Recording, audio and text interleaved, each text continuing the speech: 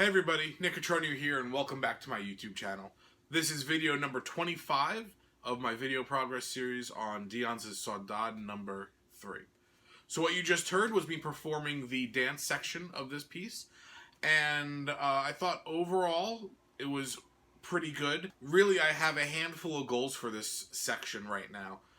The first is still continuing to work on letter names and working on singing the letter names at speed. Again, it's one of those things where I'm not sure if being able to do it at speed is going to be a realistic thing, but I'm certainly trying.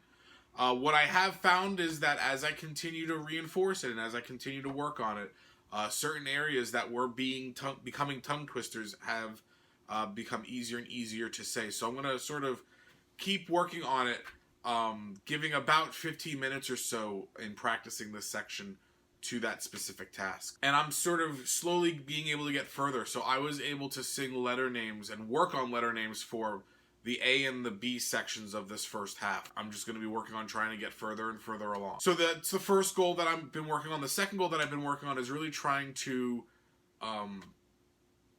decide, add variety to the piece, I guess, to more than what's on the page. So one of the big things that I'm trying to avoid doing, at least initially, is to do like a large form echo of the main theme, the A theme, and also go dolce with it, because the second time that it comes after just the bass line, it actually says to drop down to piano, and I think there I'm going to use that to really change the color to go that way.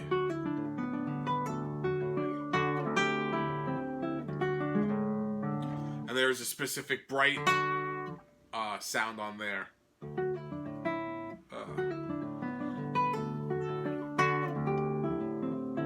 And I actually keep that bright sound sort of for the melody notes, and I'm making this F go to the G, F, G, F, that way. Sort of is what I'm creating there. So I'm trying to use the colors to help create that.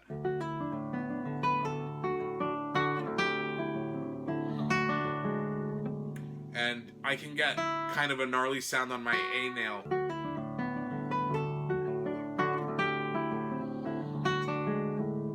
Right.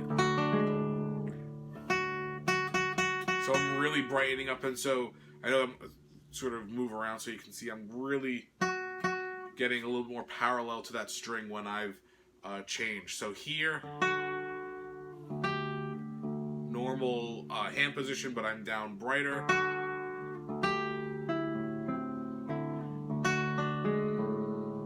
So you can see that I moved a little bit, but my hand angle is adjusting slightly for that.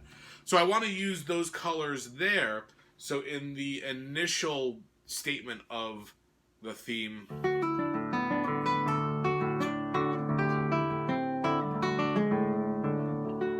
I want to sort of instinctively go here, and that's not even the repeat.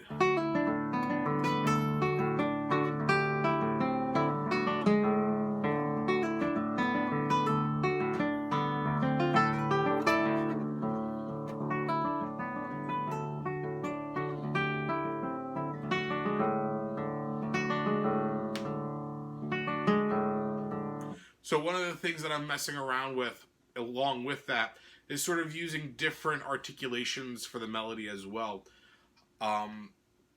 Really the top note of each chord, especially during the descending passage.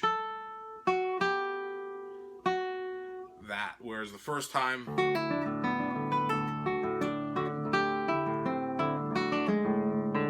there I'm not really worried about. The first time, the second time through,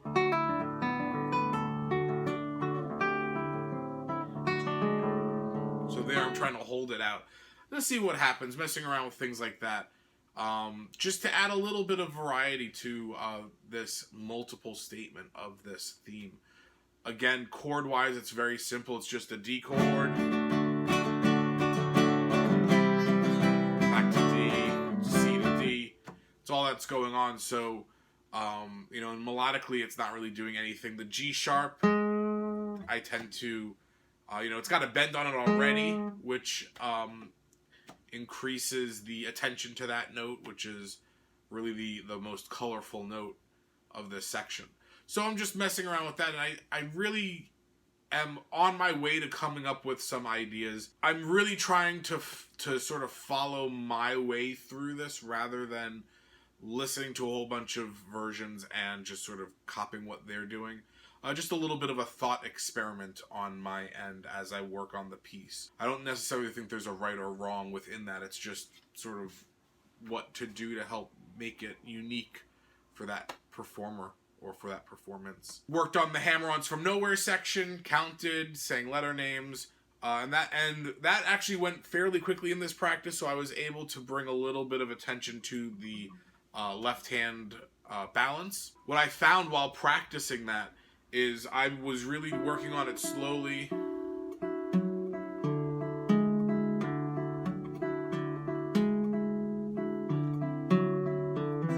And really overemphasizing the volume difference as much as possible.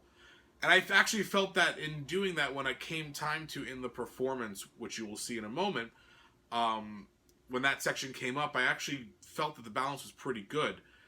Still letting it settle rhythmically, but I feel like it's holding on there way better than it has in previous performances. So let's take a listen to the final performance, and then we'll meet back and wrap up.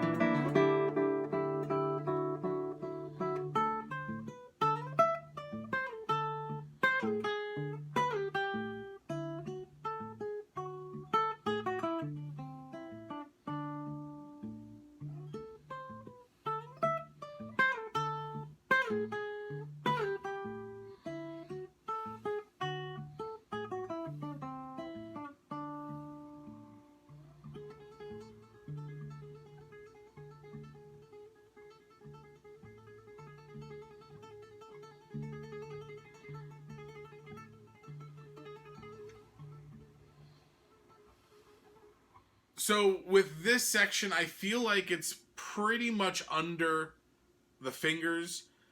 There are some licks that need to be cleaned up a little bit. Probably the most notable is this one.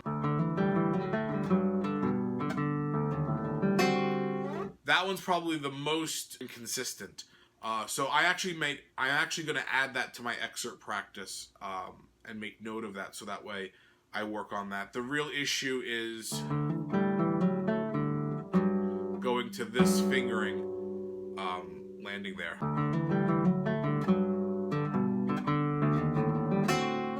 And just practicing that and just working out that balance. It's just every so often I miss the left hand of that. Other than that, it's just reinforcing the things that I've been working on and really just trying to continue to solidify the interpretation, especially within the repeated theme that comes back a whole lot. I think in the B section, I have a pretty good handle over what I'm going to do, where the bass melody... So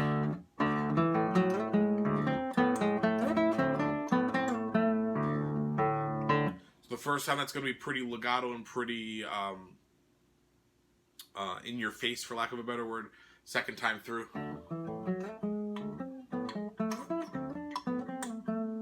just a little bit more playful, a little bit lighter, using staccato to help change the articulation and make it just a little different.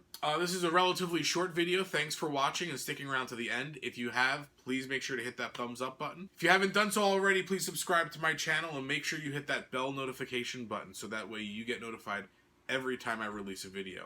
Thanks again for watching, and I'll see you all in the next video.